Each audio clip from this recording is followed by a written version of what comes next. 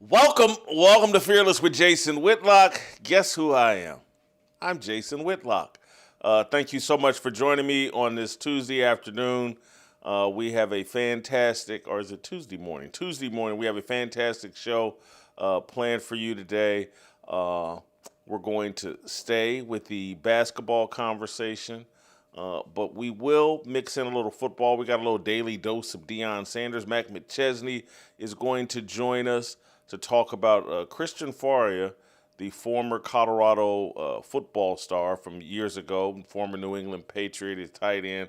Anyway, he's called Deion Sanders dumb, and people have, of course, melted down. And we'll get Matt McChesney's take on that as a former Buffalo football player and someone that, is pretty objective in his analysis of Deion Sanders. Is it fair to call Deion dumb? We'll do that. And then at the end of the show, we're going to be visited by West Virginia's Attorney General, J.B. McChesney.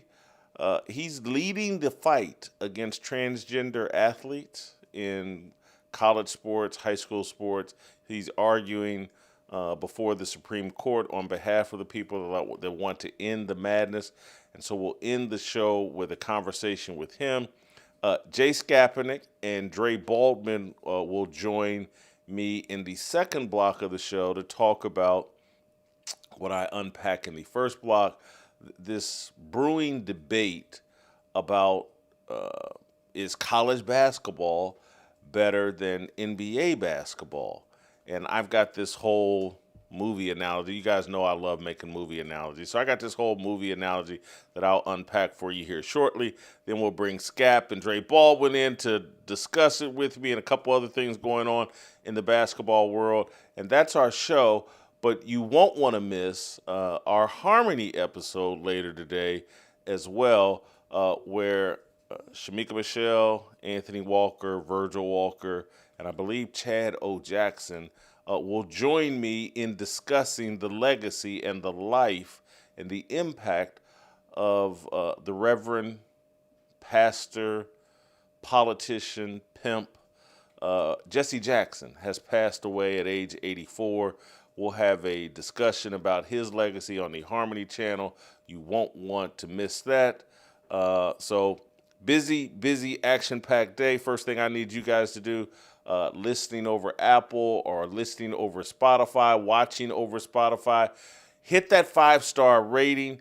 It's important.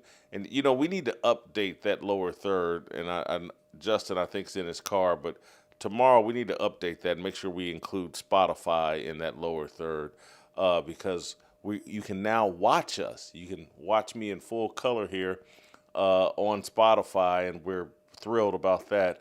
So for all you watching, listening over Spotify, thank you so much. Delano, not Chad. I thought Hadley told me that Delano wasn't available.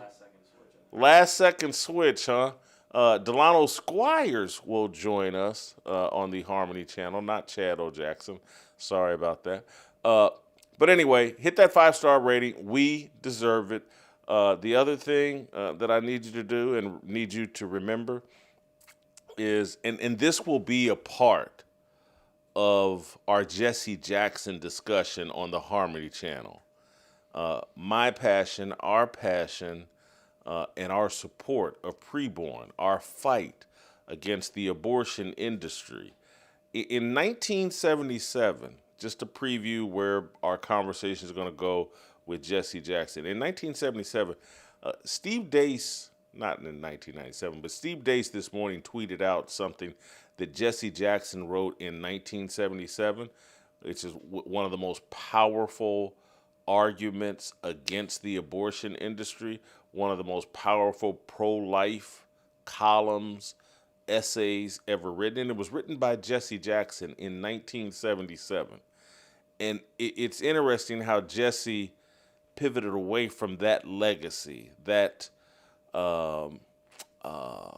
brand, that mission, that preaching of the gospel, that, just being biblically sound, and how he transitioned into this Democrat leftist political figure who could somehow lock arms with people who don't believe life begins at conception and who believe, you can murder babies in the womb. I will hopefully read some of that on the Harmony channel. But anyway, it's just a reminder of just how important the work is PreBorn is doing, PreBorn's commitment, because people sometimes have a momentary commitment, but not a lifelong commitment to the biblical worldview that life begins at conception in support of babies in the womb. Jesse Jackson gave up the fight. PreBorn has not given up the fight. We will never give up the fight. If Jesse Jackson could see it in 1977, how important it is, we can certainly see it in 2026, how important it is.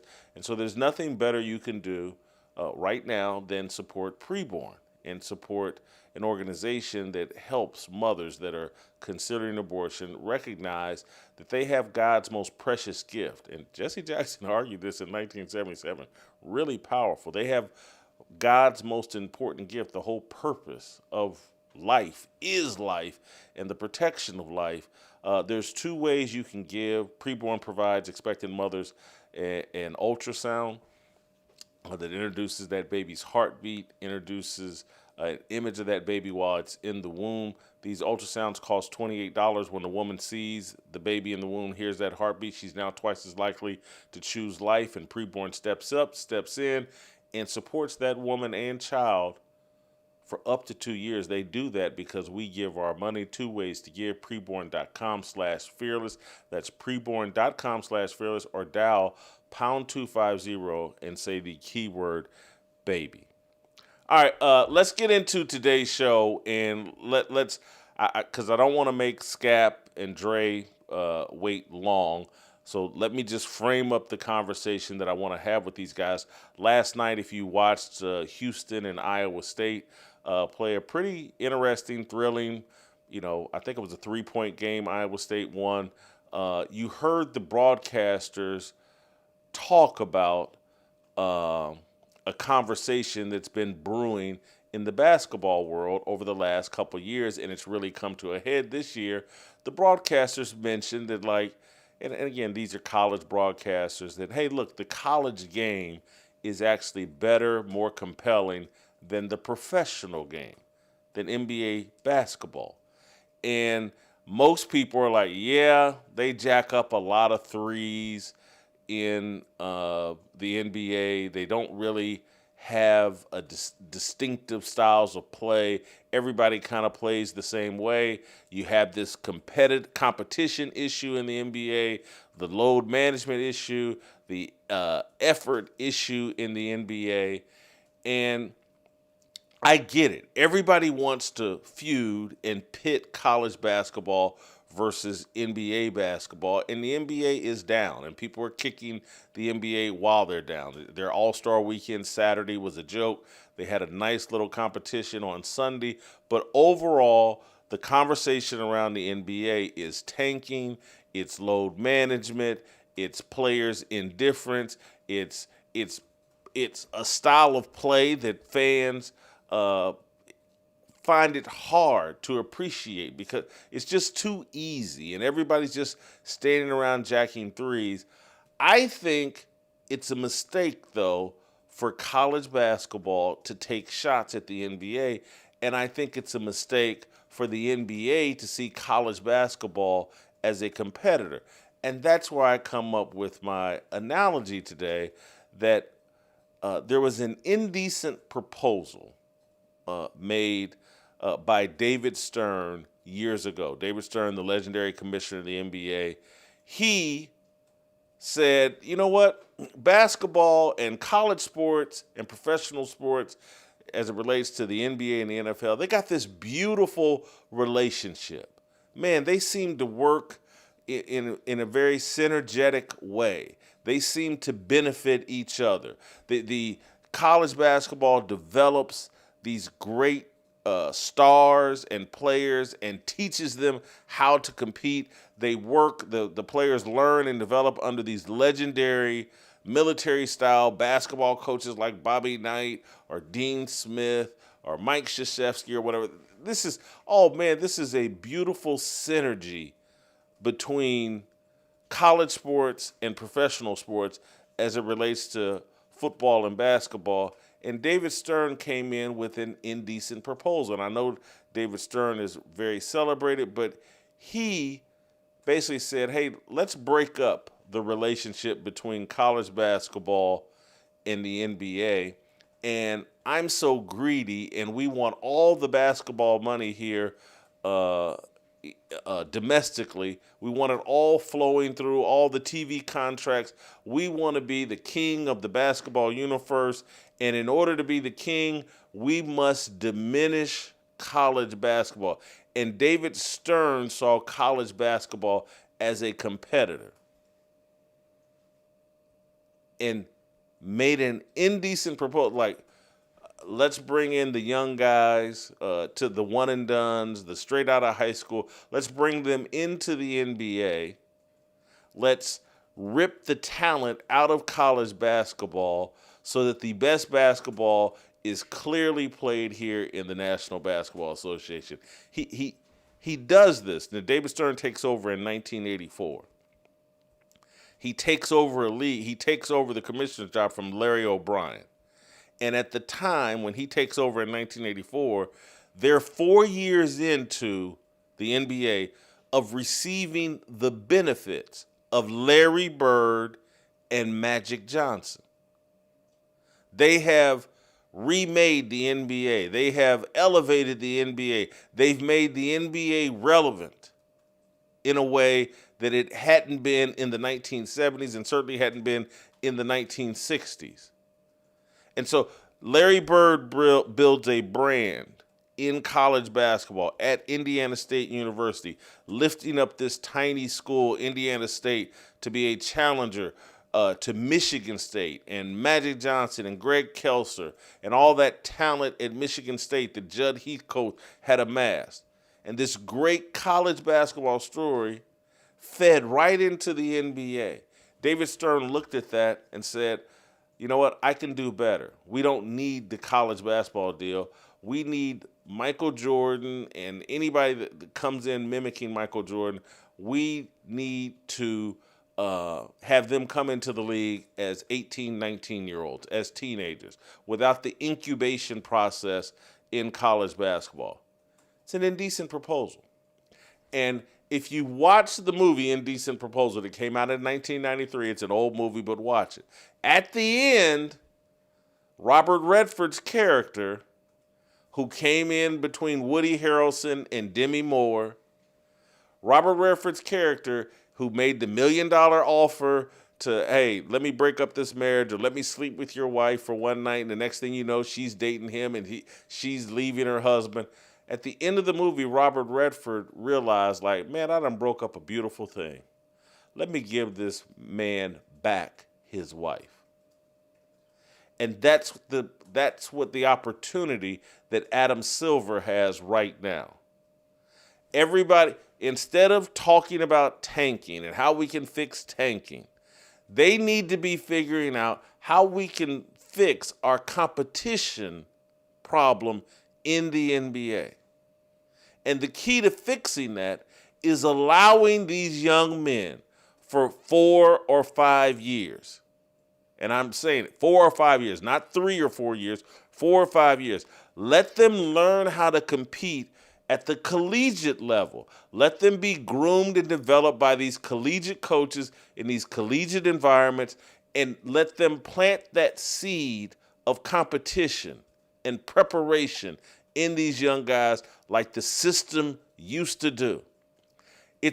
They should be partnering together on basketball, figuring out a way that, I was talking to a coach last night that the average P4 starter is making in basketball is making anywhere between $800,000 and $1 million.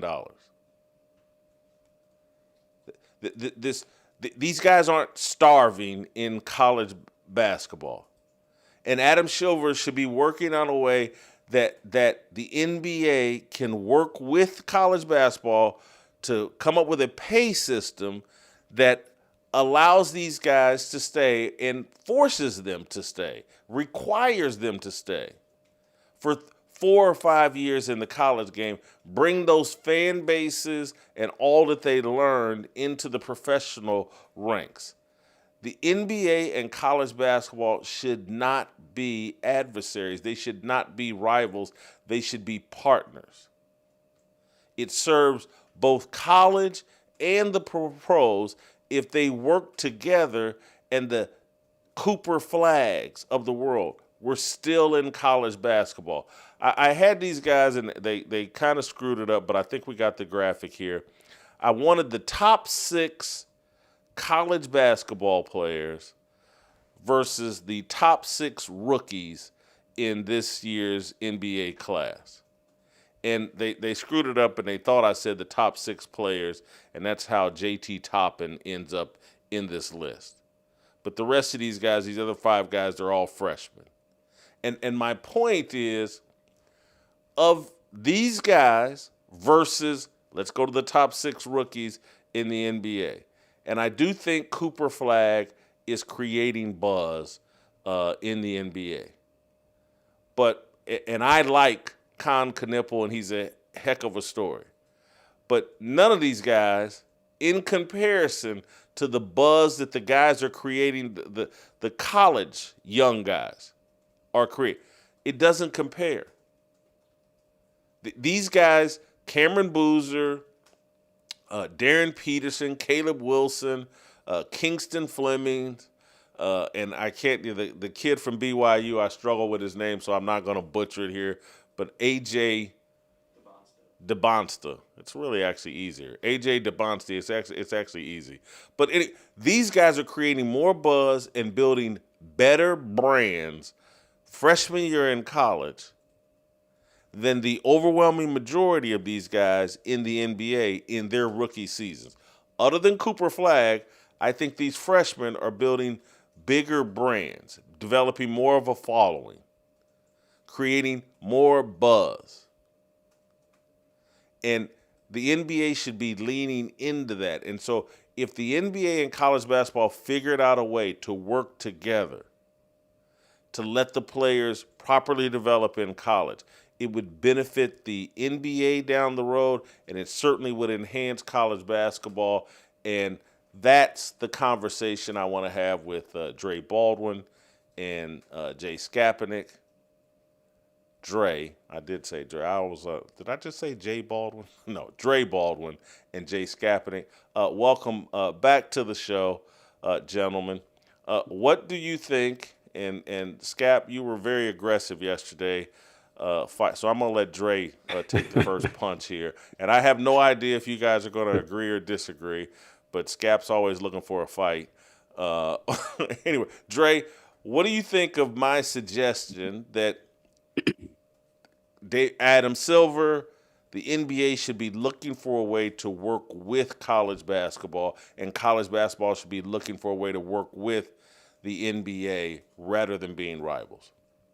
Theoretically, Jason, you're correct. It does make sense if players are coming into the NBA already having a fan base from having the continuity of playing in college over several years, but it will require several changes. First of all, the NIL changing teams year by year in college, that completely kills the idea of building a fan base, because college players don't build fan bases because they don't stay at a school for 3 years straight, especially if they're playing. Because if you're playing, then you get lured to another school for more money. So that would have to be fixed. Secondly, you mentioned players coming, or the amount of money that players are making, and that actually works in your favor, because if players are making money, you're making $1 million playing in college, then it would quiet down the immediate backlash that I was first thinking when you started building out your argument, that a bunch of black people are going to say, hey, a kid can go into the military at 18, they can go play tennis at 16, but now you're going to stop the black guys from going and making money coming out of the hood. But if they're making money, then that does assuage that concern a bit.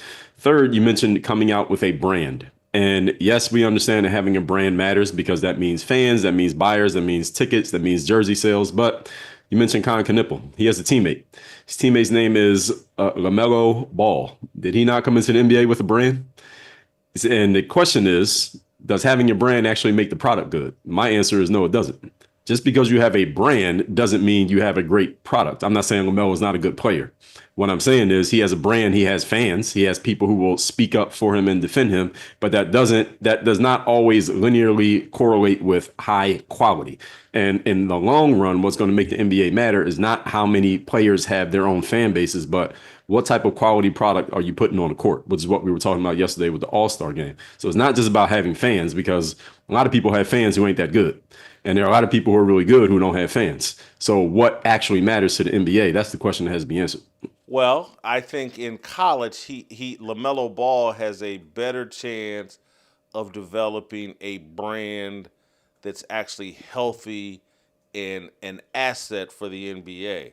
I think from his style of play to the tattoos to the way he carries himself, yeah, he's got a brand, and you know it's not quite O.J. Simpson, but you know it's not the greatest brand. And I think had he spent 2, 3, 4 years in college and built a brand there, it would be a healthier brand that benefited basketball. I mean, I was just thinking this weekend, there were no Ball brothers involved in NBA All-Star weekend. And you know, a lot of that's injury with Lonzo, I guess, or whatever. But the Ball brand hasn't really worked. It was hot Jello for didn't a have a minute. new rap song. He didn't have a new song to perform it. Jello didn't have a new song. No. Yeah, no. Yeah, I'm not. Yeah, I'm not sure. Yeah, I don't think he did. And one of the most overrated rappers. The Balls have been overrated in everything, including the rap game. Skap, your reaction to my thought that these guys should be partners, not rivals. Jason, it's a great idea in an ideal world, but much like with saving the NBA All-Star Game or reviving the competitive balance in the NBA, like there's not necessarily absolute or finite kind of examples of how we can go about achieving that. I think, look, the two, college and the NBA, inherently are rivals in that when you improve one of the products, the other product is likely to suffer. Let me give you an example. Here. There used to be no minimum age requirement rule for entry into the NBA. So you had a bunch of high school kids that were declaring eligibility and coming into the draft.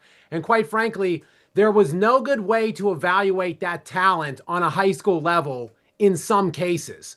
So like there were high profile misses at the upper end of the draft, like a couple top 5 massive busts, because you really couldn't, the pro scouts really couldn't evaluate accurately how good those guys were against high school level opponents. So they eradicated that, the premise that a player can come from high school, and made it mandatory that they are 1 year removed from their graduating high school class, which meant that they had to go to an NBA developmental level of play, or go overseas and play, or go to college and play 1 year. And then they could get a better basis for, comparing these talents and be able to more accurately depict like how they will translate into the pro level.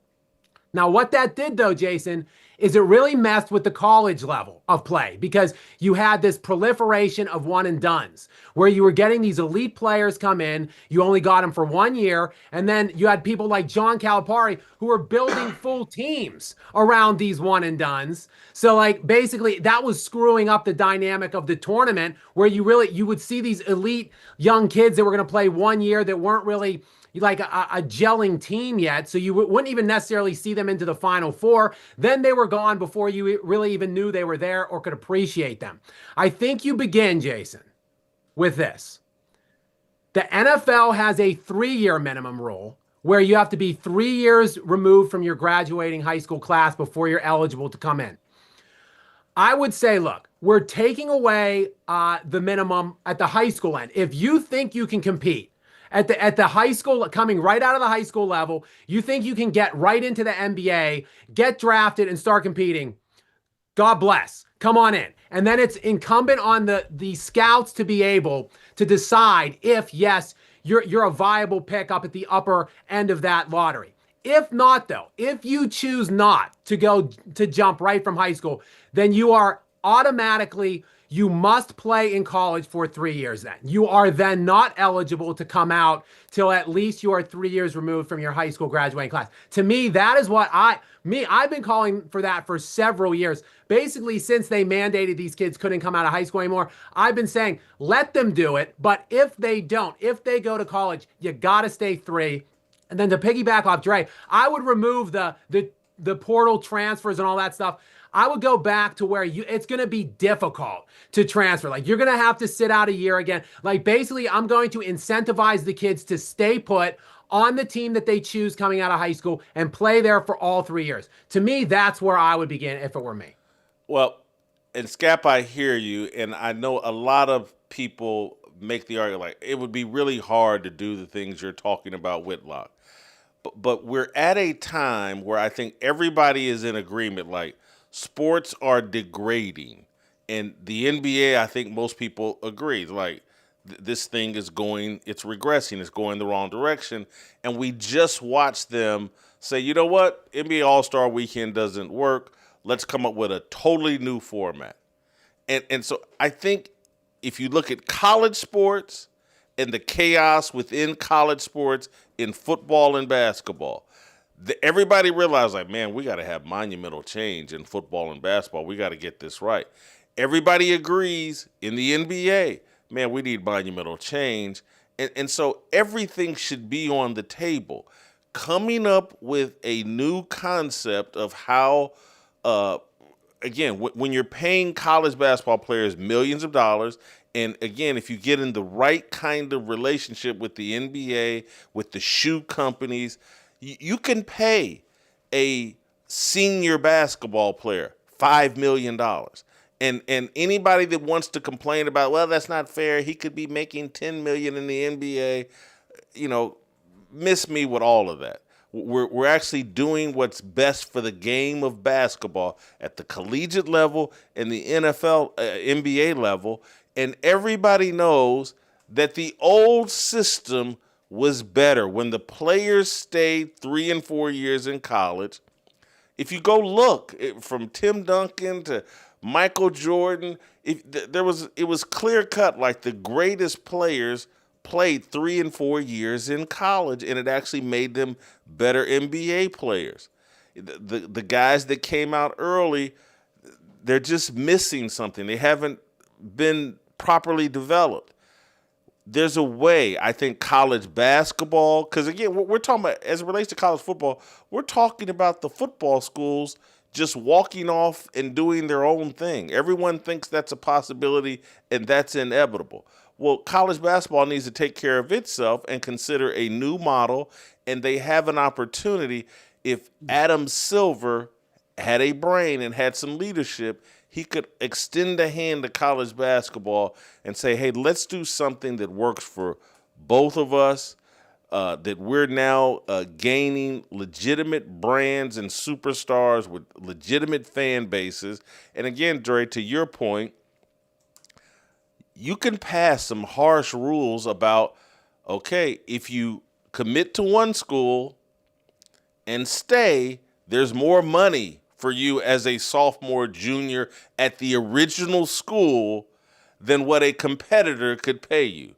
You could financially incentivize guys to not hit the transfer portal because you have more value being the star for 3 years at Indiana State University, like Larry Bird, has a lot more value than being a one and done from North Carolina or Duke.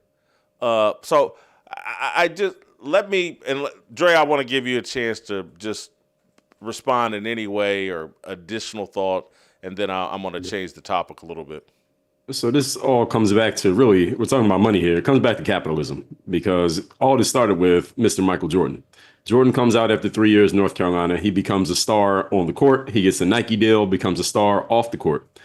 In the early 90s, every NBA GM said, okay, we want to catch the next Jordan before he becomes Jordan. We want to get ahead of the curve.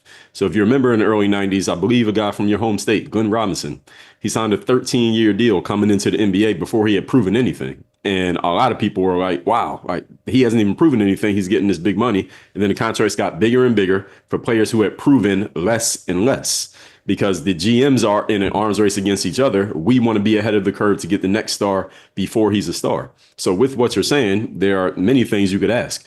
Can an NBA team, let's say the Milwaukee Bucks, can they draft a player who just played his first year in college, even though he can't come to the NBA for 2 years? So we'll just hold him till he comes into the league, so we can be ahead of that curve. The same way the Celtics drafted Larry Bird before he actually came to the NBA and played in the NBA. So there's several things that can go into it. And it's a lot of people who go into the analytics of basketball, not only on the court, but also the business side. There's a lot of stuff that can go into figuring this out. I think Adam Silver should try to dig into it, and they do have to work together because they have to make the money make sense. Because the money has to make sense. If I'm not going to be able to go to the NBA, if I'm a player coming out of high school, I can make this much if I go to college for 3 years. I can make this much in the NBA, but I'm betting on myself. I started that minimum contract after 3 or 4 years. I signed that max deal. That's way more than anybody can pay me in college. So it becomes this gamble, this bet that I have to make. And you can have more success stories. You can also have more cautionary tales depending on which way you go. So it's a deep subject that could be gotten into. Scap, I'll give you a follow-up thought if you have one. I like that, though. That's an interesting premise where you have kind of like I think baseball does it too. You can draft a guy and hold his rights, and they could play in like the minor league or the minor affiliate, obviously. And look, he mentioned Larry Bird. Nikola Jokic is another guy that I know he was famously not a high draft pick. I think he was the 44th pick of his draft, but he actually went back to Serbia and played a full year there overseas after he was drafted by the Denver Nuggets. Then he came into the NBA. So that's an interesting premise. And to kind of make the money make sense, look, the WNBA has been subsidized by the NBA for like 20 years. So why can't the NBA subsidize the team that maybe drafts these guys and then holds their rights? And they could say, look, the NBA will pay you a portion of like a salary that you might be able to get if you would come into the league, if you want to stay in college for another year or two, and you can make even more money in addition to whatever kind of endorsement and stuff that you're signing on the collegiate level. You know, it does. The thing you just brought up that I need to calculate, what do you do with the international players? Because if you're going to force the American players to play college basketball, basically, are you forcing Nikola Jokic? Can he come to the NBA at 19 and people will be like, well, that's unfair? Or does he have to come play college basketball? Or is there some age restriction on even the foreign players? But those things can be worked out. Let's deal with the fundamental question of, is the college basketball game more compelling, more enjoyable, more competitive than the NBA right now? I think a lot of people are raising their hand and saying, yes, the college game is superior to the NBA game. Dre, where do you come down on that? I say, of course, it comes down to your taste, but let's consider the difference between the two games. The college game is more about urgency, and the pro game is more about proficiency. College season is shorter, the games are shorter, the careers are shorter. 99% of college basketball players will never make $1 playing professional basketball, not $1. So they know this is the end of the road for many of them playing in college, regardless of how much money they make. Also, college players are not as skilled, not as talented as NBA players. So there's a level of visual effort you can see in a college player for all of the reasons stated above that you don't see in the NBA, because the NBA players have longer games, longer seasons, longer careers, and they often have, actually every year they have a guaranteed contract, most of the players in the league. So college basketball traditionally has been about culture. The culture of the University of Kansas, the culture of North Carolina, the culture of years ago, actually it still exists now, is this basketball tournament in the summer called the tournament. And former college teams come and put alumni teams in there. And I am from Philadelphia. I went to Philly to see the tournament. And you wouldn't believe how many fans from Syracuse, New York, drove to Philadelphia to watch alumni from Syracuse play. That's because of the culture of college basketball. In the NBA, it's driven by individuals, talents, and brands. So it just depends on which one you prefer. But the overall point here, Jason, is that scarcity has gone away. The scarcity of the careers for college players. Now, maybe you can go on the internet. Now you can go to the G League. Now you can stay in college and play 4, 5, 6, 7, who knows how many years. In the NBA, the scarcity is the money. The scarcity of, do we have fans? Like we talked about yesterday with the All-Star weekend. So the scarcity going away has reduced the urgency, and that urgency reduces the effort, and that effort reduces the enjoyability for the fans. Where do you come? Which game's in better shape, NBA or college? NBA, simply because the players are a higher level, the players are better performers, and in the college game, they're trying to make it more like the NBA, but they don't have the talent to match. Scap, NBA or college? I'm not going to strenuously profess or, advocate for either side, because I agree with Dre. It really is in the eye of the beholder. So, I think it truly is like some of my points will echo his. Just to tell you the way I feel individually, I used to love both the NBA and the college product 10, 15 years ago. I would watch literally exhaustively every second of the March Madness tournament for like all 3 weeks. It would end in around early April. Then in mid-April, the NBA playoffs would begin.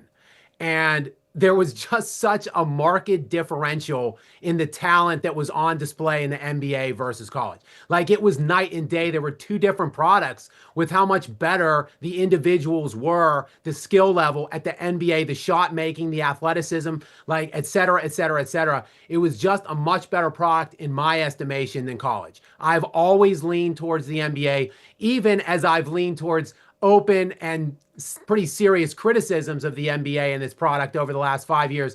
I still will say that the NBA is in better shape and the NBA is a better product than the college level is.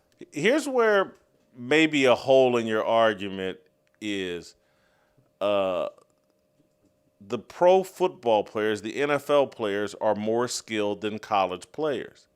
But there are many people that think, man, I much more enjoy the college football game experience.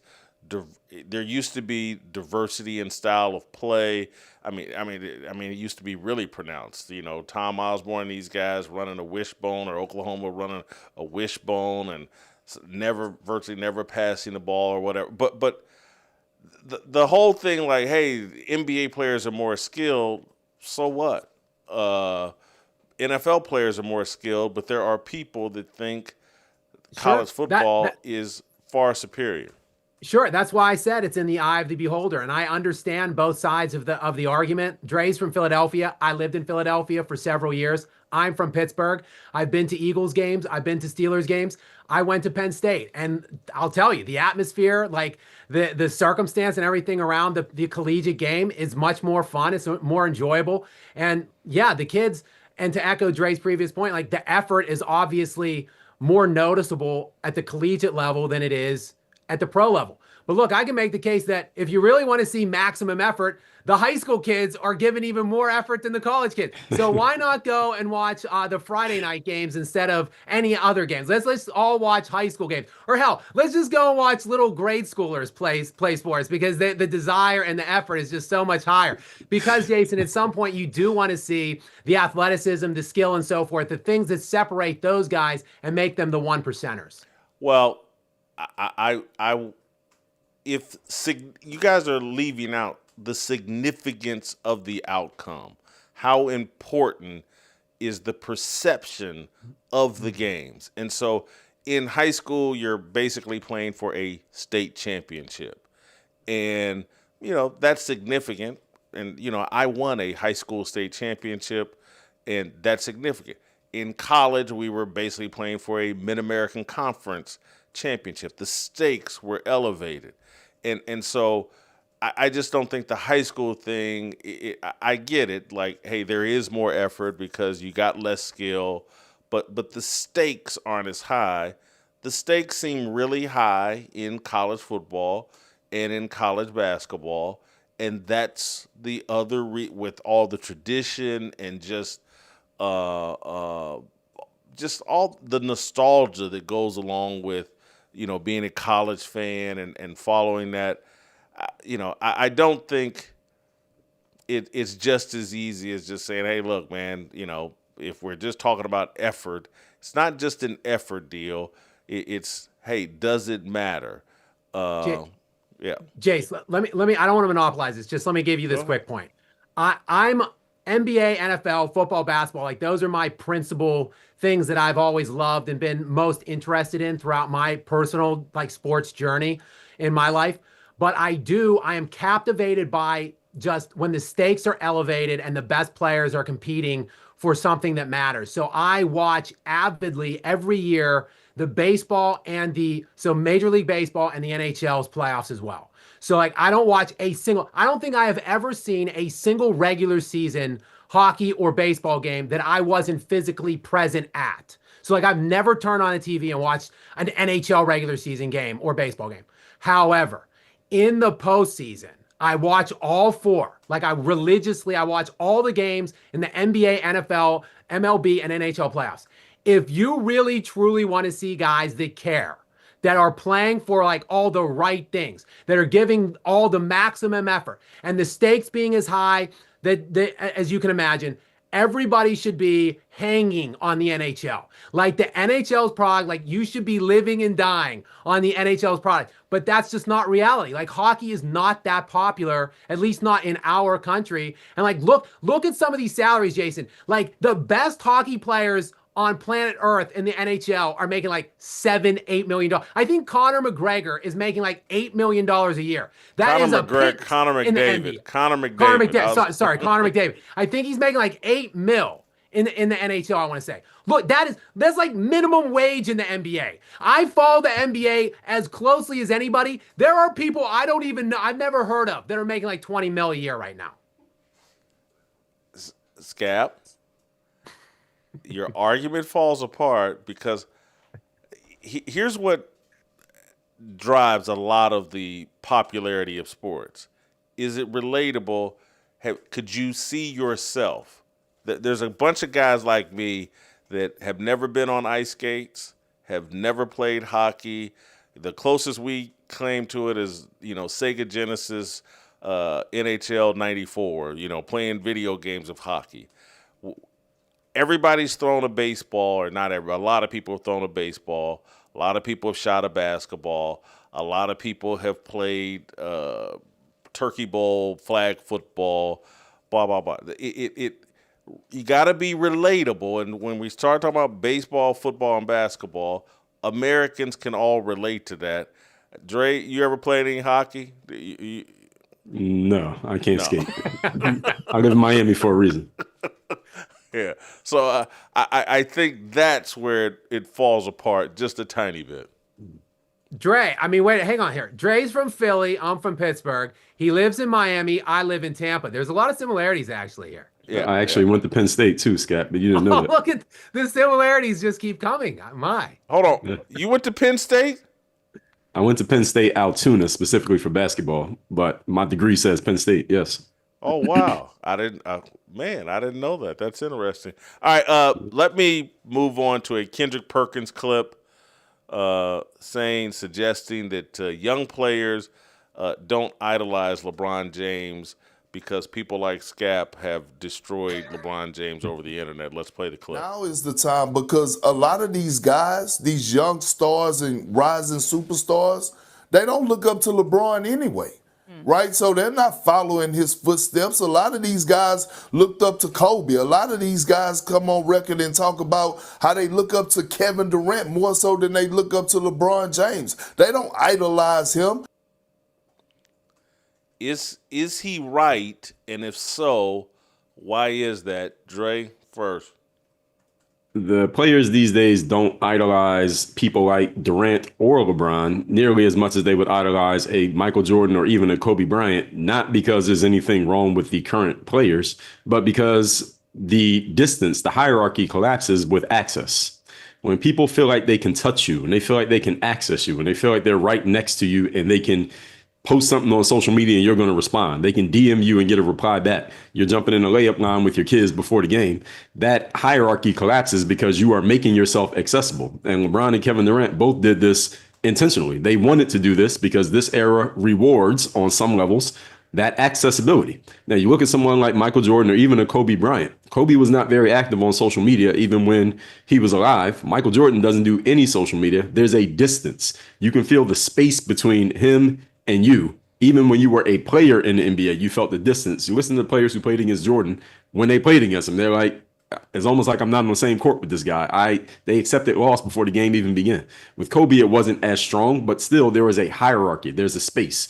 The players here today, the current guys, as Kendrick Perkins are referring to, they don't idolize the players who are around now, because the players around now make themselves so accessible as if there is no distance. And you keep telling people there's no distance, eventually to everybody, there's no distance. So he is right, but for a different reason, I think, when he's intimating. Scap. I want to first just make sure that everybody realizes that Kendrick Perkins, circa like 2 to 3 years ago, was still one of the preeminent LeBron James bootlickers in all of mass media. Like, he was running around there, oiling himself up, talking about LeBron James as the GOAT. So like it's gone from that to this now within the span of like 2 to 3 years. That is a pretty extreme and vast differential in his messaging. And I think he really is reading the tea leaves. Look, there was a poll held. They do this every year, like the blind NBA poll, where they ask all these players that are anonymous, like who's the best player and who's the GOAT or whatever. And each year it still is Michael Jordan over LeBron James. Like the players that are playing today literally basically weren't even alive when Michael Jordan was playing in the NBA. Literally. Even when Jordan retired in 98, many of these players weren't even alive. And Kobe Bryant was still getting votes. I mean, as recently as like 2 to 3 years ago when they did that poll, it was Jordan, LeBron, but then Kobe it was like LeBron got like 25, 30% of the votes, and Kobe still got like 9 or 10% of the votes, and Kobe was dead already. So there is, for whatever reason, look, some of it might be an element of what Dre is suggesting, the availability factor and so forth, but I think some of it just is like there was a mythos built up around these guys before, and it to some degree was by their own construction. I think like Michael Jordan kind of set the standard, and Kobe Bryant was maniacally and obsessively focused on kind of copying that and becoming like as close of a facsimile as he could. And he maybe even took it to a higher level because he was in a way trying to outdo Jordan, which we can all admit and agree that he never did. But there's this reverence for those guys still that exists today, for guys that never even shared a court, or guys that were really just young children when these guys were playing, that it simply doesn't exist now with these current players, any of them, including a guy of LeBron James's stature. Dre, what advice would you give LeBron James if we dialed the clock back? I sat there and listened to your take and applied it personally because I've had people tell me, Jason, the biggest mistake you've ever made over Twitter, over social media is you'll respond to any and everybody. And because that's important to me. It's like, I don't want to be above people. And so I will engage with any and everybody. And then I look at other people that never engage with their audience. And that does seem to be a more successful strategy. That access perhaps breeds a level of contempt. Yes, it's very true. And it was first person I think of when we think about this is our first president, Mr. George Washington. He's the one who codified the concept of creating space between the leader and everybody else. He codified the process that if you want to talk to the president, you had to go through this person, this person, this person to get to him. And it's the same thing that Michael Jordan did. It's the same thing that Kobe did. I remember he was on the All the Smoke podcast with your old friend, Steven Jackson. And I remember looking at when they did the show, because I saw it on YouTube, and it's usually in their studio where they had the picture of Nipsey Hussle on the wall. But then when I watched that one, it was in Kobe's office. Kobe made them come to him to have that interview. He didn't go to them. And that's it's a small thing, but it's a meaningful thing. Is you're creating that distance between yourself and everybody else. As far as what you're saying, Jason, seems like you got a little bit of Kevin Durant syndrome and responding to people in your audience.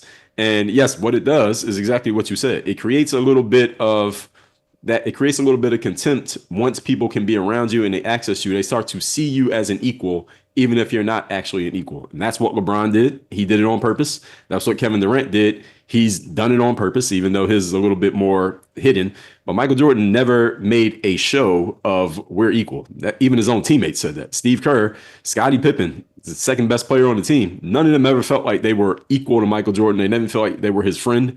And they came out and said it. And Michael Jordan never tried to collapse that hierarchy. That's the reason why his name is still his name to this very day. Even the guys who competed against him felt like there was a hierarchy between him and them, and they were right there on the court sweating right next to him. So the challenge, Jason, with everything that you're saying is the restraint necessary to not engage, even though you have a really good response that could engage. I don't think my personality I don't want to be.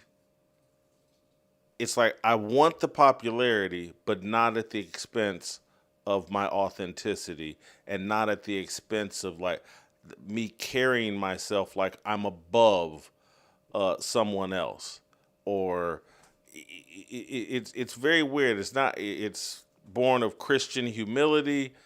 But it's just like I've always been this way, and I've always been burned for being this way. I mean, and I didn't plan on taking the conversation here, but you've made such a thoughtful, interesting point that I do have to go a little self-examination, a little self-therapy.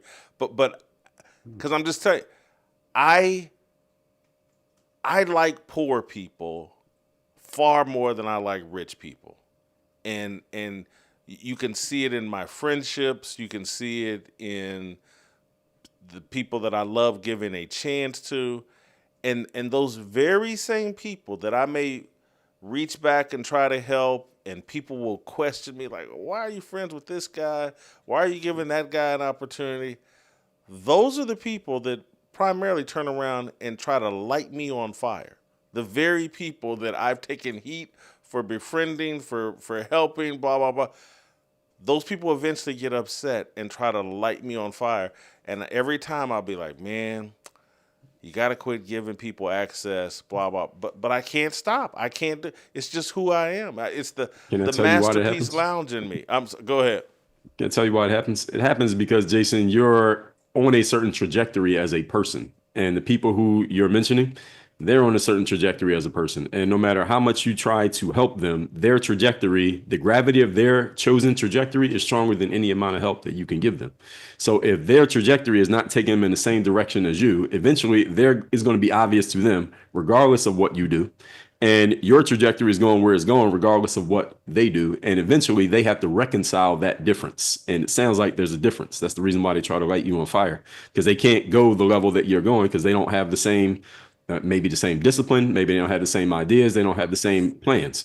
And because of that, eventually to resolve the ego conflict between what they see in themselves and what they see in you, they could either say, hey, let me get my stuff together, shape up, and get on the same path as Jason, or let me pull Jason down in some way so that we can feel more equal. The second one is easier to do, and that's usually the more common route that is taken by people. And just from listening to your show, I've seen you talk about this happen with even people in the media, but it's just normal human nature. When you make yourself accessible, this kind of stuff, this is the trade-off. Scap, you got any thoughts here? Yeah, look, there's no right or wrong, Jason. I understand what you're saying, where you're coming from. And I honestly, I'm more on your side. But I think there's something to these all-time great players in past generations that felt like there was a certain way that they had to conduct themselves, to carry themselves, a way they had to build themselves up and make them look like they were larger than life. And that was part of their edge, part of like their mental advantage over their competition. There's a great story. Look, there's so many stories about Kobe Bryant now. They're like Chuck Norris stories. But one of my favorites, Jason Williams tells it, he now goes by Jay Williams, of course, the star Duke player that was the best player in college basketball. He's a top 4 pick. He came out and unfortunately got hurt early on in his NBA career, never materialized. But when he was still, at the peak of his game, when he was young and entered the league, he was playing the Shaq and Kobe Lakers. And he went to LA to play in that game. And he said, I'm going to go. I'm going to get all my shots. I'm going to do this great workout. I'm going to have this great game against these guys. And he wanted to get out there before anybody else. When he got on the court, Kobe was already lathered up in a full workout. And Williams said he went through his whole workout, finished it, and then he's like, and Kobe's still going. So I need to sit here and watch how much longer this goes. And Kobe continued for like another 45, 50 minutes, like going through a full progression of like difficult, intense game moves and stuff. And finally, Williams just went back to the tunnel to get ready for the game. In that game, Kobe scored like 45. Williams after the game said, I have to know, Kobe, what were you doing before the game? Like, what was that workout? And he said, I knew you were watching, and I wanted you to know that it doesn't matter how hard you're willing to work. I'm always willing to outwork you. I will always be better. Like, that was the mythos he wanted to present. He legendarily never worked out with other players on other teams throughout his entire career. He was asked several times. He never did. That's why it was such a big deal when he did the 2008 Olympics, because it gave the other players around the league access to him to see like his process. But like this guy, they're absolutely built a wall around himself, even to your and Dre's points, around teammates. Like he played with Derek Fisher for like 17 or 18 of his 20-year careers. Fisher was never at Kobe Bryant's house. Think about that. They played in the same city on the same team, won 5 championships together, and Derek Fisher was never at his house. Like that was just what Kobe Bryant did, but it was him pretending to do those things. The true tragedy of Kobe dying at such a young age is because after he retired, we saw that he was a amicable, friendly, like fun-loving, personable guy, and he seemingly was that all along, but he just went out of his way to create this like mythos about himself. And I think that was the Mamba mentality and all that stuff. That was part of his mental edge over the other players in the league, even on his own team sometimes. But like that is why that mythos and legend still exists today. It doesn't exist with these other players because they don't build it the way that those guys did in the past. Dre, was Kobe's approach, Michael Jordan's approach, is that the right approach? Is that the proper approach? Is that a healthy approach? Or is that for weirdos who just want to be sports legends or, I don't know, billionaires or what? I don't know. Well, first of all, let's make sure there's a clear difference between the Jordan approach and the Kobe approach. Jordan just was. Kobe was trying, and there is a difference, and that matters. Kobe was trying to be like Jordan. Jordan was that without even thinking about it. And it's not necessarily about it being right or wrong, Jason. It's just a matter of what's the trade-off that you wish to accept. As Thomas Sowell famously says, there are no perfect solutions, only trade-offs, no perfect scenarios. So the trade-off of the Jordan-Kobe approach is you're going to be isolated. You'll be misunderstood. There'll be people saying things about you that are not true, that are inaccurate. And your restraint is you don't go in and correct the record. I mean, look how much people say about Jordan now. Jordan's still alive. He doesn't say anything back to any of it. When Kobe was around, a lot of stuff got said about him. He didn't try to correct the record. That's part of the trade-off. You will be isolated and by yourself. But at the same time, when you do speak, when you do give access, when you do show up, it's an event because of the scarcity of your presence. On the other hand, if you decide to be accessible and you want to flatten the hierarchy, well, now you're accessible. Everybody can talk to you. Everybody can DM you. When somebody says something to or about you, you feel the need to respond and engage. And sometimes those responses and engagements are going to lead to back and forth that might feel a little unhealthy for you, but you decided this is the game that you want to play. So it's just a matter of which one do you want to play and which pool do you want to deal in, because there's a trade-off to everything. Nothing's going to turn out perfect. Are you okay with not engaging with the masses? While at the same time, here's the thing that you're maybe not considering, Jason, is if you don't consistently engage with the masses, they don't disappear. It will feel empty a little bit at the beginning, but they'll keep coming around because your scarcity creates curiosity. And when people get curious, they actually lean in and listen more, not less. Let me just add this real quick. These guys are sickos. They're not normal people. And it's not just necessarily sports. You can extend it to really any walk of life.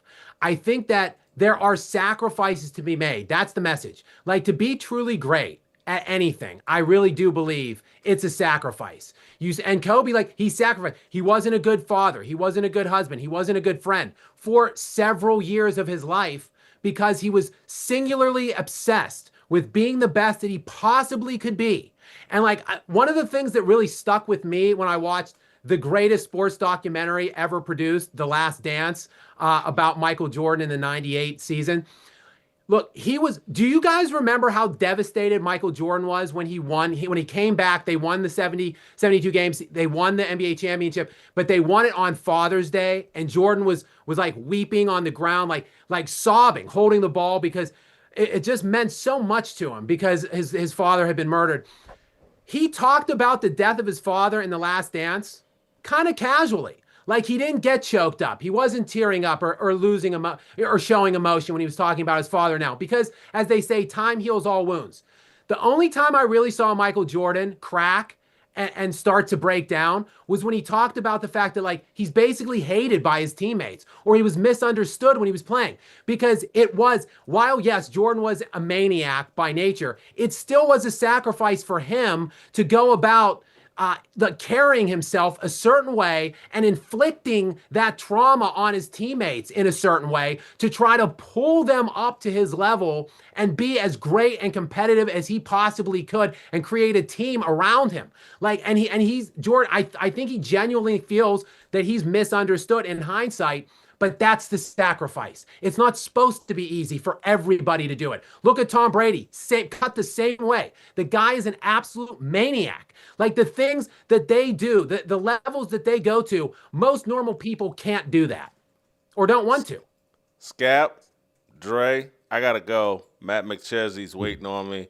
He gets very angry when I'm late, and, I'm fat and old and don't want to piss him off. So you guys were great, though. This was therapy for me. I hope for the audience. It was a fascinating conversation.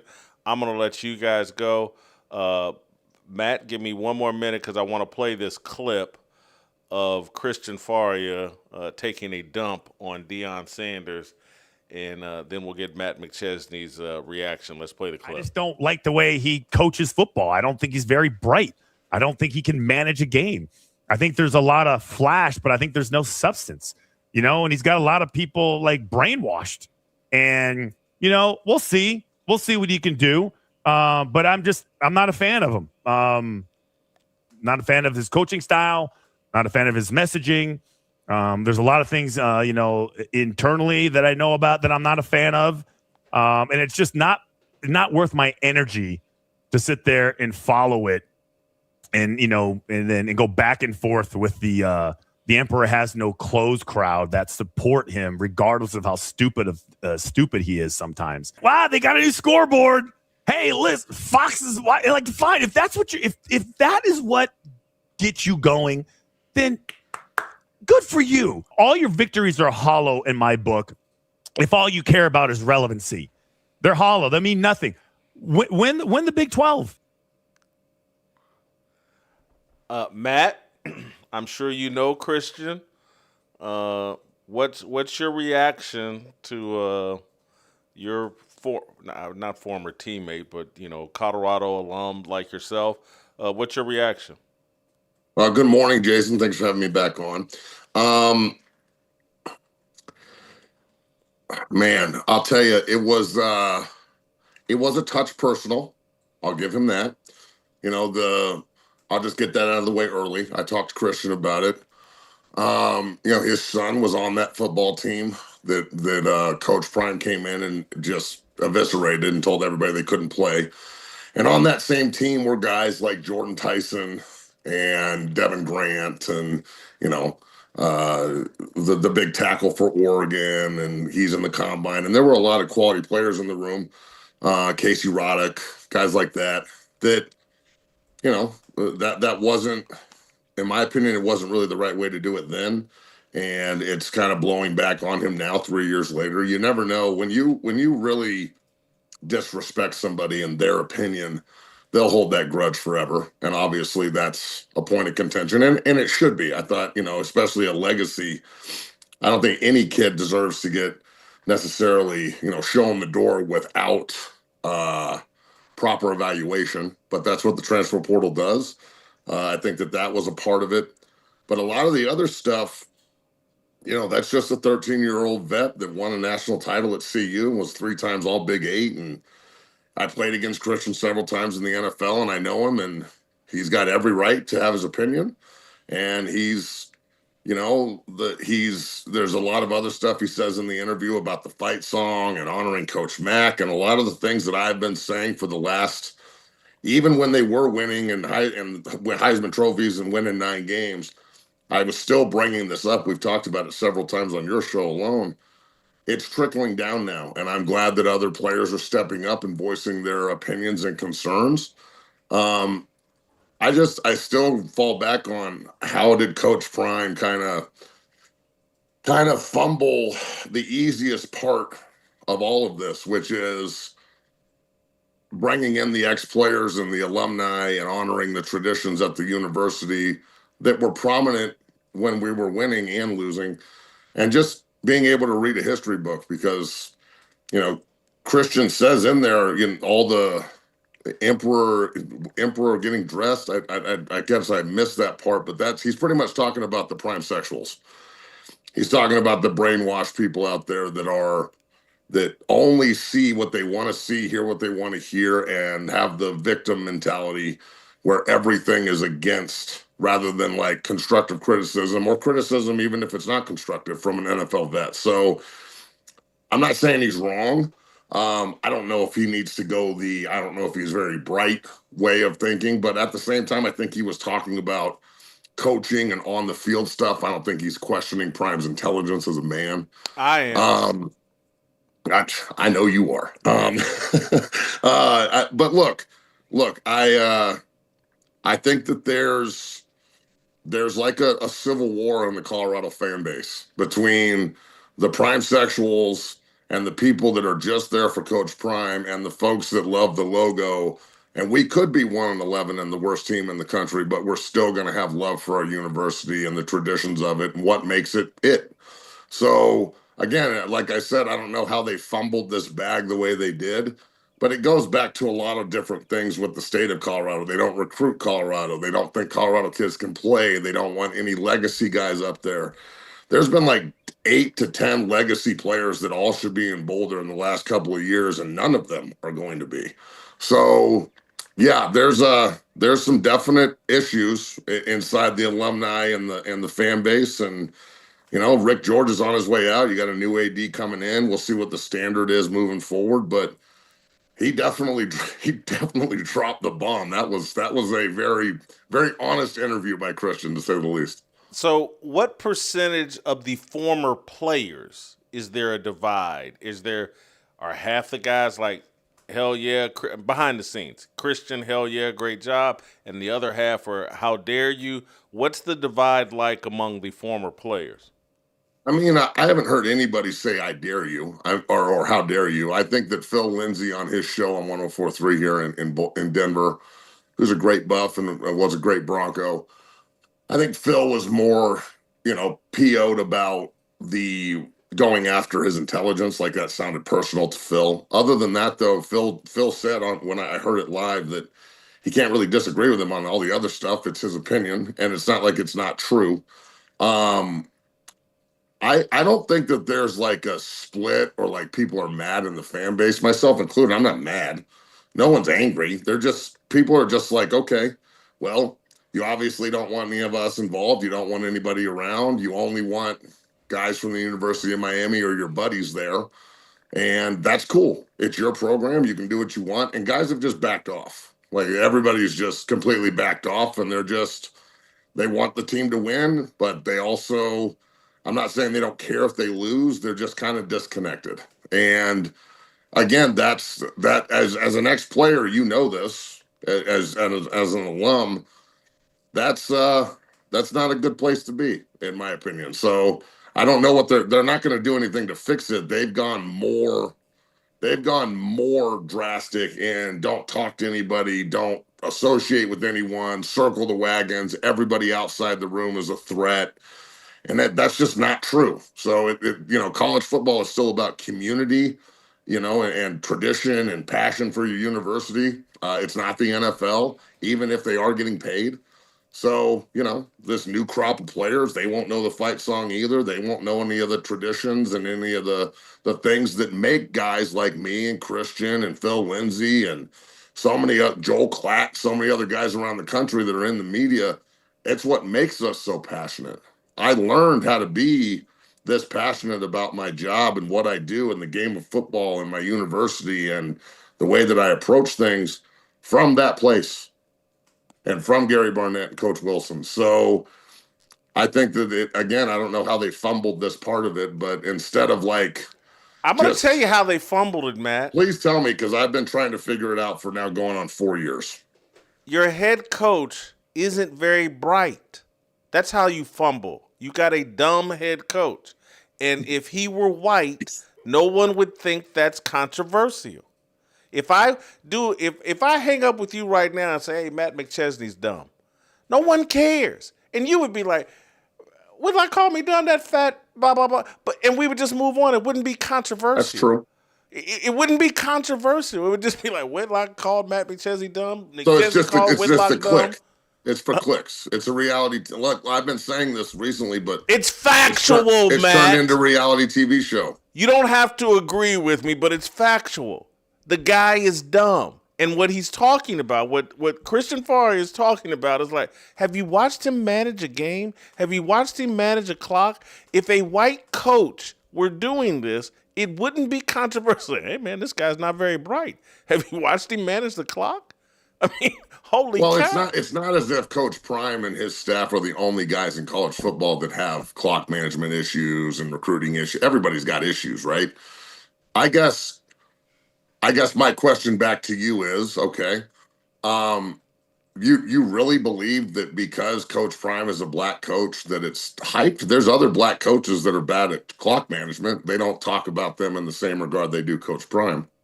No, Coach Prime is so... Arrogance is an indication of stupidity. And there's no one more arrogant than Deion Sanders.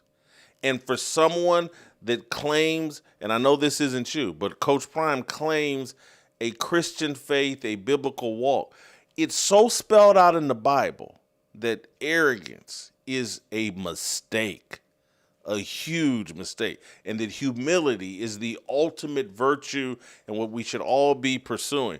He doesn't do any of that. And that's where people are like, well, man, this guy reads the Bible, but he doesn't understand it. He must be dumb.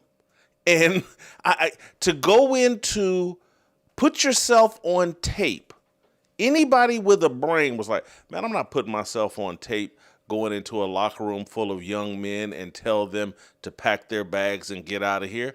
That would be dumb. That's going to blow up in my face. I don't care how many games I might win.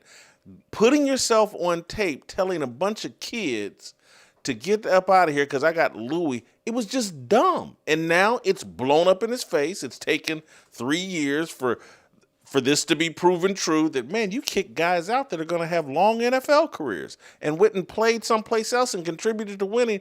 That was just dumb. You could want those kids to leave without putting yourself on tape and telling them to leave. That's arrogance. Arrogance is a sign of stupidity.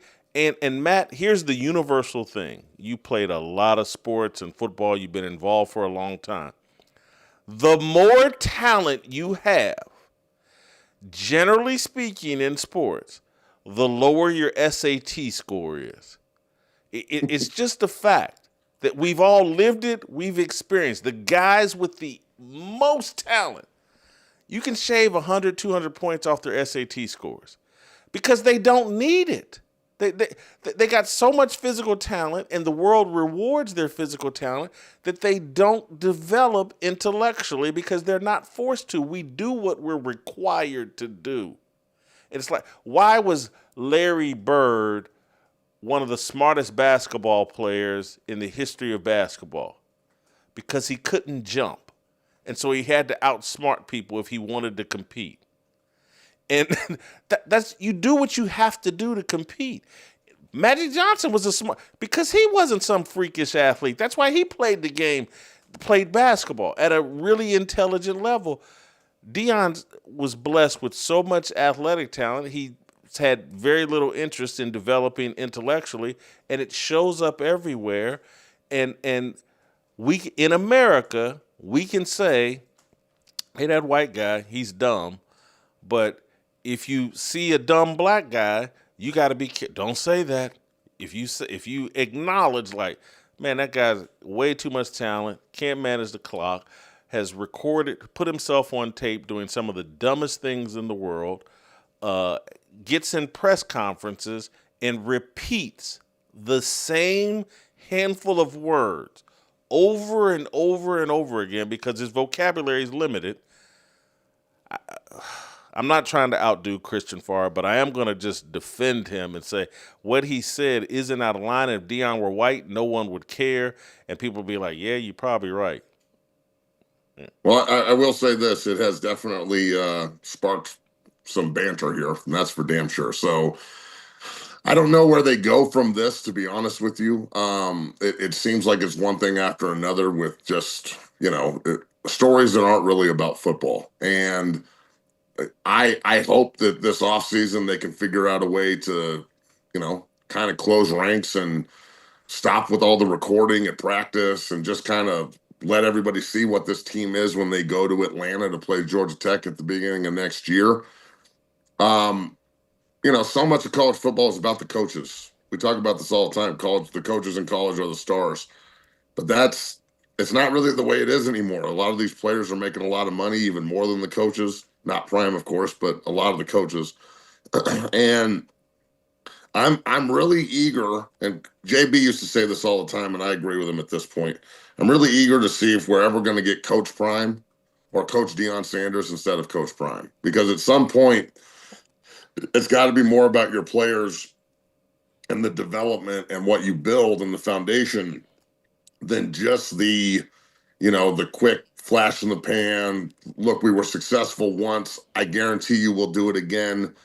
But it doesn't seem like they're headed in that direction. It's different when you start 4-8 and you lose a bunch of close games and you have all these guys coming back and you add to it. I still thought they underachieved in the 9-4 year. That should have been a playoff team, especially with the Heisman Trophy winner. And then to just fall off a cliff last year and go 3-9, lose the majority of your team, all the high school guys you brought in, they all leave.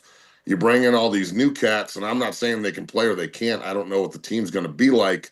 But I will say that it takes everything. You can't stiff arm all the things that work in developing football teams and structure and, play calling and all that, and just expect for it to work because you want it to. And I think that's what's going on. And like I said, it's going to work. And if you disagree with me, you're blackballed, you're out, we don't care about you, you're stupid, you don't know what you're talking about, and then the prime sexual mafia goes after you. And they've set that up in Boulder. I mean, it's impressive how they've kind of like manipulated an entire group of people to agree with whatever they say whenever they say it. It is impressive to a point. So I'm not really sure what they're going to do moving forward here, but it's just the race card. There's some problems. The race card is how they've been bullying people. I'm gonna give you one last example, and Matt, I apologize for doing this, but this is the number one example of Deion's lack of brightness. He has a son, Shadur, who is an NFL caliber quarterback, could have a 10, 15-year career in the NFL as maybe a marginal starter, maybe a backup. But Deion, in his behavior, has made his son so toxic that his son is going to struggle to stay in the NFL. His son got drafted in the 5th round when maybe he had 2nd or 3rd round talent. And it's because of Deion. And it's because of the hype of Deion. It has created such a toxicity around his son. And then he put his arrogance on his son so that his son mishandled the combine and is telling teams don't draft me, not interviewing with. These things are all incredibly dumb. Cost his son millions of dollars. And the excuse is, well, it's racism. And the media didn't. He's berating Kevin. Why can't I think of Kevin's last Kevin name? Stefanski. No, not Stefanski. The broadcaster. He just did a podcast with it. Kevin Clark or Kevin Clark. is it Kevin Clark? Yeah, Kevin Kevin Clark. Clark. He's berating him for not defending Shador enough. And Kevin Clark, what do you mean? That's all I did was defend. He's like blaming everybody but himself. This is what I'm taught. They do. That's what it is. It's always the finger and never the thumb. So, but look, it was like at the Super Bowl when they brought him up and they were like, would you ever consider coaching in the NFL? And he said, oh, I would never go. The way that they treated my son, not sons, Shiloh didn't get an opportunity. He got undrafted and got cut. So I guess it's all about Shador. But my thing is like, look, I come from an era where I got Mark Schlereth on my show today on 0 to 60 at 1 o'clock. So go check that out, everybody. Great man. But Mark always says this, and I believed it. The first time I heard it when I was training for the combine, he came into the gym and helped us out and talked to us. But, Mark always said it's a privilege to play in this league. It's a privilege to play in this league. It is not guaranteed for anybody, and it's damn sure not owed to any of us. None of us. Not Coach Prime, not Shador, not Matt McChesney, not Mark Schlereth, not Tom Brady. None of us. No one is owed anything by the NFL. If anything, you owe something to the game that maybe you're not giving, and that's why you're not getting everything you want. So for him to come out and say that, it really struck me hard. Like, man, it's not. No one did anything to your son. No one did anything to you. You're making $10 million plus. You're a first ballot Hall of Famer. You're running a program. You got everything you want. Your son got drafted into the NFL with an opportunity to go play and started and made the Pro Bowl and all this other stuff. And everything's great and gravy. And then you got to come out and instead of saying, thankful the Cleveland Browns for drafting my son and the opportunities in front of us, and hopefully Todd Monken can be the right guy and blah, blah, blah, blah. It's, look what they did to us. It was a conspiracy theory. Even if it is, it's over. It's been over, and it's on to the next thing. We don't just need to keep rehashing all of the things that you think were the indicators for your perceived downfall. No one's at home in your basement trying to get a tryout. He's the starter for the Browns with an opportunity to start next year and move forward. I just don't understand that part at all. It's a privilege to play in this league. No one is owed anything, and they damn sure didn't. Once you're drafted and you get in the room, not one veteran, not one guy in that room cares which round you went in, where you came from, who you are. It's can you help us win, and can you contribute? And if that's the case, the best man plays. So he earned all that by the end of the year. And we're still, Coach Prime still rehashes it on the biggest stage in the world at the Super Bowl as if like somehow the Cleveland Browns and the NFL did him and his son dirty because he went in the 5th round instead of the 3rd round. So that the rehash of it all the time is old. Matt, I'm going to put a little words of discipleship into you, or as I continue to work on your Christian walk. I'm going to get you. Good luck. But listen, here's the number one thing the Bible teaches you. And anybody that watches the show here hears me say it all the time. I confess all the time how dumb I was and am. Constantly. I just talk, man, I was really dumb. I did some dumb things. I still am capable of doing dumb things. That's why I've just surrendered. It's like, man, I'm so dumb. Just let me surrender to this word, to God, blah, blah, blah.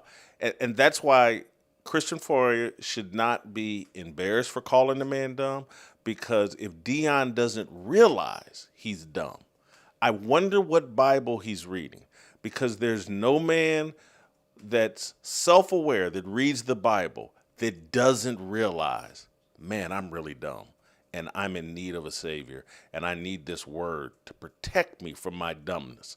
Because we all need protection from our dumbness. I'm a retard, and I just acknowledge that. And Deion needs to realize that as well. Matt, thank you so much. That's my little. Thank you, Jason. I couldn't say it by myself. Evangelizing to you. You'll realize this at some point. It'll be maybe 10 years from now. Matt will be like, man, Whitlock told me I was dumb, and all I need to do is read the Bible for proof. Anyway, yes. JB McChesney is ready to go. We're going to keep it moving. The Attorney General for West Virginia, he'll be arguing in front of the Supreme Court on behalf of those of us that believe transgender athletes don't belong in women's sports. Mr. McChesney, thank you so much for joining us. What made you decide you wanted to get involved in the transgender fight? And thank you so much for getting involved. Well, Jason, thanks so much for having me, and I've been following you since the PTI days. But Awesome. you know, we actually already argued that case. So we did that argument in front of the United States Supreme Court about 3 weeks ago, and we're expecting a decision sometime in June. But to answer your specific question, the reason we got involved is because our state legislature passed a law called the Save Women's Sports Act. And the law is very simple. It just says that sports in West Virginia are delineated by biological sex, not by gender. And that's really the crux of what this issue is that you have one side of people who believe that gender should decide what sport you're playing on. And what we know is your pronouns and your gender have absolutely no bearing on your physical abilities. And the other thing we know is that your sex does. And we're sitting here watching the Olympics, and we just found out a couple of weeks ago that there was a biological male boxing against women in the Summer Olympics, right? We had an actual man punching women in the face in the ring. And the reason this is important is because women's sports is probably the most powerful tool that we've seen over the last 50 or 60 years to start to equal out what we see in the CEO level at big corporations and in the government. The amount of women who've utilized what Title IX was meant to do and have become wildly successful and role models for young women throughout this country is really pretty astronomical. And so this is a fight really for every single woman and every single girl in this country who wants a safe and fair place to play so that they can showcase their talents against people that have the same physical characteristics they do. JB, I'm 58. I think I'm probably about 10, 15 years older than you. I don't understand how we got here. How did this even become an issue? I'm so old, like, this would have never happened in my childhood. Why now? Well, we don't need to get into how old everyone is, Jason, but you are a little tiny bit older than I am. And the answer to that question to me is multifaceted, but it really breaks down to, in my mind, in two things. So I played competitive sports. I played sports in college, and we have, as a country, gone away from a meritocracy, right? A system where kids are allowed to lose and kids are allowed to learn about themselves, about life, and about sports through losing. We've turned into an everyone gets a trophy culture. And that's dangerous for a myriad of reasons. And so that's step one. And step two is anybody who, the idea that a child can be transgendered, to me, is offensive to children. I have an 8 and a 10-year-old daughter at my house. My 10-year-old daughter is a very, very competitive athlete. And they don't think about things like that. That has to be introduced into the mind of a child by a parent. And what we have is an enormous amount of parents in my mind who are using their children's sexuality as a way to show a status symbol or to get attention online. And then that sort of turns into this social contagion, right? I think so much of this is driven by places like Netflix, who constantly are shoving this ideology down the ears and eyes of our children. And they're so impressionable that they don't have the ability to intellectually defend themselves when an adult tells them they're transgendered. And it's really sad. It's kind of sick. And this is the Save Women's Sports Act and our defense of it, I think, is an incredible first step in showing what some of the idiocy of this policy has created within our country. I want to go back to your first point about, how we devalued merit. And in combination with that, we have exaggerated or created value in victimhood. And so it's young children, like you said, you got a 10-year-old daughter. She's I don't know if she's in public school or whether you're homeschooling, but she's in public school. There's value in being a victim.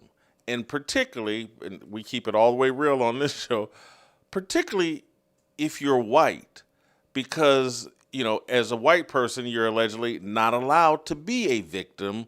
And so therefore, if you can find some victimhood identity, that protects you from being attacked just as a white person. But that is what really frustrates me about this whole trans movement and the pressure it puts on kids who seek an alternative identity from the one that God gave them so that they can participate in this victimhood Olympics we've set up for young people. Well, and two things there, Jason. One, the real victim in that situation is the young girl who's having to play sports against a boy, right? So by trying to create victimhood in themselves, what they're really doing is victimizing an entire system of athletics that was designed so that women would have safe and fair places to showcase what are very different talents. I mean, you and I both watch a lot of sports. Women's golf, in some ways, is better than men's golf. I love watching the women's national team more than I like watching the men's team, quite frankly. One, because they win, but two, they play a brand of soccer that is way more traditional in the ways in which that I understand soccer to be played. Women's tennis, the same thing, right? And when you watch the Olympics, you can see the very differences there. And I think the second thing that's really meaningful there is that people are teaching their children how to be victims, but they're not teaching them how to lose. And those are two very different things. Like just the other day, my daughter tried out for a hyper select team and didn't make it. And so I had to have a really hard conversation with her about, what is it that you need to work on to get on that team next time? What did we learn from the experience of trying out for this team? What do we need to do to get you in a place where you're going to make that team next time? These are lessons you cannot learn if every single time you get a trophy, right? And so there's a difference between losing and victimhood. Victimhood assumes that the system caused you to lose. And when you learn how to lose properly, what you understand is that you caused yourself to lose. And it is within yourself to figure out how to get better and how to get over the hump and whatever the issues that you have that are keeping you from being successful. JB, how soon do we think the Supreme Court will render a decision in your case? And if you're successful, what will the aftermath be? Yeah, so we think probably late June, early July for a decision. We're very, very confident in success, but not overly confident, right? But we feel really good that the Supreme Court is going to come down in our way. And just so your listeners and you understand, the case really breaks down to two factors, right? The ACLU challenged our law saying it was violative of Title IX, which is crazy because Title IX is designed for women's sports, right? And so their argument is by not allowing people who identify as a female to get the same protections as genetic females, that Title IX is being bastardized. We vehemently disagree with that, and we felt very, very good about those arguments to the point where we might even get one of the liberal justices with us on that one. And the second one is the Equal Protection Clause. And so their argument is that transgendered athletes should have special protections under the law like African Americans do and like women do to a certain degree. And so they're trying to create another category of people who are essentially covered by equal protection. But that argument fails because our law and all of the laws that are similarly situated in the United States don't prevent transgendered boys from playing on the boys' team. There is nothing in our law and nothing in any of the laws that prevents any child who wants to play competitive sports to play those sports. Our law simply says that you have to play the sport. You have to play on the team with those who have the same biological sex as you. And so there is no exclusion. There's only an exclusion based on a category that, quite frankly, in our Constitution doesn't exist. For a long time, I had a hard time understanding why a boy would want to compete against girls. And then I put a lot of thought into it, and I was like, Jason, do you remember years ago when you figured out, like, man, you were just a football player and you weren't good enough to make the high school basketball team, and so you joined a church league basketball team, and I was dominant. I'm smiling, Jason, because I have the exact same experience as you. It yeah, wasn't football, it was soccer. But yeah, I wasn't nearly good enough to make the high school basketball team, but I went and played church league. Yeah. Yeah, and I was dominant in the church league. It was inferior I was talent, not. and I was dominant. And it was fun. and so I sit there and think in the mind like these guys are so weak that they'll just dominate against anybody, and they're getting enjoyment in dominating girls when they're boys, and it's probably no different than I was dominating inferior athletes in a church league, because I'm a Division I football prospect, but I'm dominating, athletes that just aren't very good.